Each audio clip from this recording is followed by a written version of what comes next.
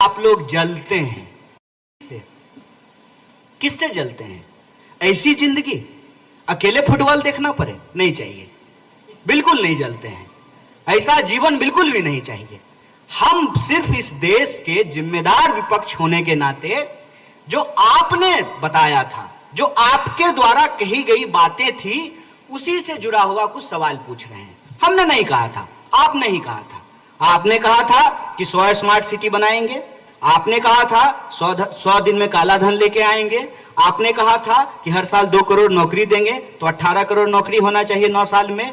आपने कहा था किसानों की आमदनी दुगनी कर देंगे, आपने कहा था महंगाई कम कर देंगे, आपने कहा था कि महिलाओं के ऊपर अत्याचार कम हो जाएगा, आपने कहा था कि इस देश के भीतर जो भी रहने वाले लोग हैं सबको साथ लेकर के चलेंगे और अच्छा दिन आएगा। ये तमाम वादे आपके द्वारा किए गए थे, और आज आप अपने अचीवमेंट के रूप में जो चीजें गिना रहे हैं उसमें एक भी यह बात नहीं कही जा रही है। स्वयं प्रधानमंत्री ने इन बातों को बोलना बंद कर दिया है। आपने देखा होगा कर्नाटक के चुनाव में भाजपा ने रोजी रोटी, कपड़ा, मकान, शिक्षा, स्वास्थ्य, सड़क, बिजली, पानी पे चुनाव नहीं लड़ा।